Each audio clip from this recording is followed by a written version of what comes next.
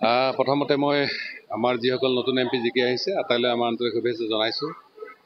কাৰণ যিহেতু আমাৰ জনসাধাৰণৰে মেইন জনাৰ্দন, তেওঁলোকে যাকে ভোট দিছে আৰু আশা ৰাখিছোঁ কমচে কম 5 বছৰ যাতে ষ্টেবল চৰকাৰ এখন হয়। কাৰণ দেশৰ অৰ্থনৈতিক অৱস্থাৰ পৰা আদি কৰি যথেষ্ট এনেকুৱা সমস্যা আছে।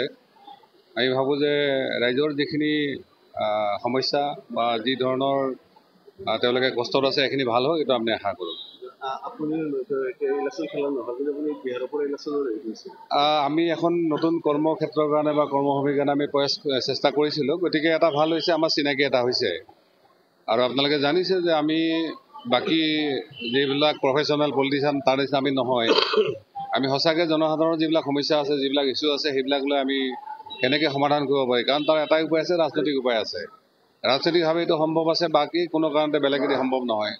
আৰু অসমৰ নিচিনা এখন সমস্যাবহুল যিখন ষ্টেট আছে, তাত যেনেকুৱা ধৰণে ৰাজনৈতিক দলবিলাকে আহি ইয়াত যি ধৰণৰ বিহেভ কৰে, গতিকে সেইখিনি আমি গোটেই জানো। গতিকে আমিও ভাবোঁ যে কোকৰাঝাৰৰ নিচিনাকৈ ভাৰতবৰ্ষৰ বিভিন্ন প্ৰান্তৰ ৰাজ্যৰ যিবিলাক সমস্যা আছে, এইবিলাক সমাধানত যদি নৱসেনাই অলপো কণ্ট্ৰিবিউশ্যন থাকে, তেতিয়া নিশ্চিতভাৱে মই এজন এক্টিভিষ্ট হিচাপে, সংগ্ৰামী হিচাপে মই অলপ সুখী হ'ব পাৰিম। তাতকৈ বেলেগ একো নাই। কাৰণ আপোনালোকে জানে যে প্ৰফেশ্যন আমাৰ পলিটিক্স প্ৰফেশ্যন নহয় বা হবিও নহয়।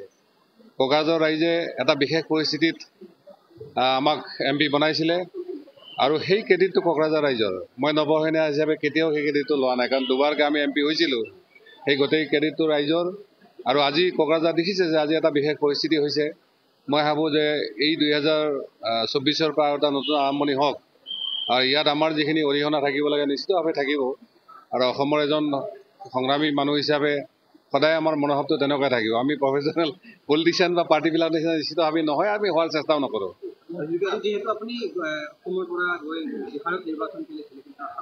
হয়, আচলতে এইটোত বহুতে কিছুমানে পাগলামি বুলিও ক'ব পাৰে, আৰু কিছুমানে খুব পজিটিভলিও লৈছে। বহুতে কৈছে যে আমি 10 দিনত গৈ কিনে 10 বা 11,000 ভোট পোৱাটো, য'ত আচলতে মানুহ চিনাকি হওঁতে 10 বছৰো বেছি লাগে।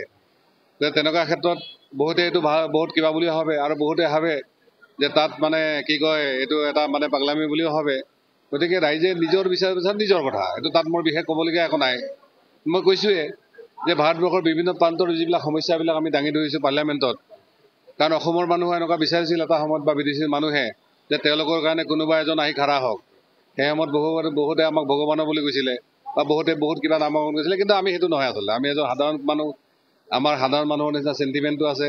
আমি কেতিয়াও প্ৰফেশ্যনেল পলিটিচিয়ান বা হ'বও নিবিচাৰোঁ। আমি যেনেকৈ আছোঁ তেনেকৈ থাকিম, আৰু আগৰ যেনেকুৱা নৱসৰণে আছিল এনেকৈ থাকিব ভৱিষ্যতে। আৰু যদি ক'ৰবাত কিবা প্ৰয়োজনৰ সহায় হয়, নিশ্চিতভাৱে আমি ৰাইজৰ ওচৰত খাৰা হ'ম। 26ত চাওক, আজি অসমৰ যিটো ৰিজাল্ট, এই ৰিজাল্টৰ পৰা এটা কথা হৈ গৈছে, 2 মিনিট হৈছে। মাজত অৱস্থান কিন্তু ল'ব নোৱাৰে। গতিকে তেনেকুৱা ক্ষেত্ৰত আমি মাজৰ মানুহ হিচাপে আমিও নিশ্চয় অসমৰ ৰাইজৰ ভাল হোৱাটো আমি বিচাৰিম। গতিকে এইবাৰ মোদী মেজিক হওক, বিজেপি মেজিক হওক, এইটো লগভগ কিছু খতম হৈছে। আৰু আজি কোকৰাঝাৰৰ কথাটোৱে মই কৈছোঁ, যদি কোকৰাঝাৰত আমাৰ যিটো পাৰ্টি জিকিছে, তেওঁলোকৰ তুলনাত কিন্তু হাৰা পাৰ্টিবিলাকৰ বেছি ভোট আছে।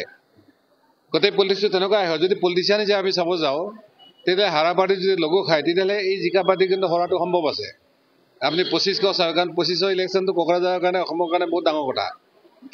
গতিকে 2500 ইলেকশ্যনটোতে অসমৰ হয়তো 26ৰ ভৱিষ্যতটো কিছু দেখা যাব।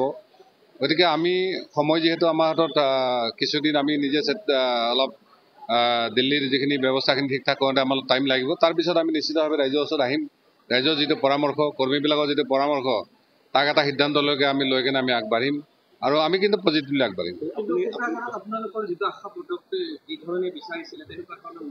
চাওক, এইটো আচলতে আমাৰ বিৰোধীবিলাকৰ পলিচি। তেওঁলোকে জানে যে নৱসেনা নহ'লে, নৱসেনা থাকিলে তাত জিকিব নোৱাৰে। নৱসেনা নহ'লে জিকাটো তেওঁলোকৰ কাৰণে সম্ভৱ হ'ব পাৰে। এই কথাখিনি কিন্তু আগৰ পৰাই আছিলে, যাৰ কাৰণে তেওঁলোকৰ প্লেন পলিচিত এইটো আছিলে। আৰু নৱসেনা হিচাপে চাওক, আমিতো আৰু ভগৱান নহয়।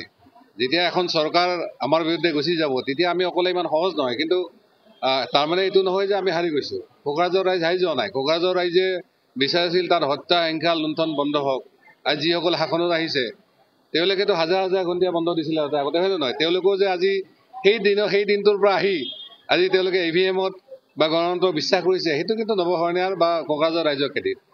মই আজিৰ দিনত সেইটোৱে ঠিক বুলি ভাবোঁ। আৰু এই ধৰণে তেওঁলোকে যুঁজক, EVM-ত জিকিছে জিকক, আকৌ জিকক, তাত অসুবিধা একো নাই।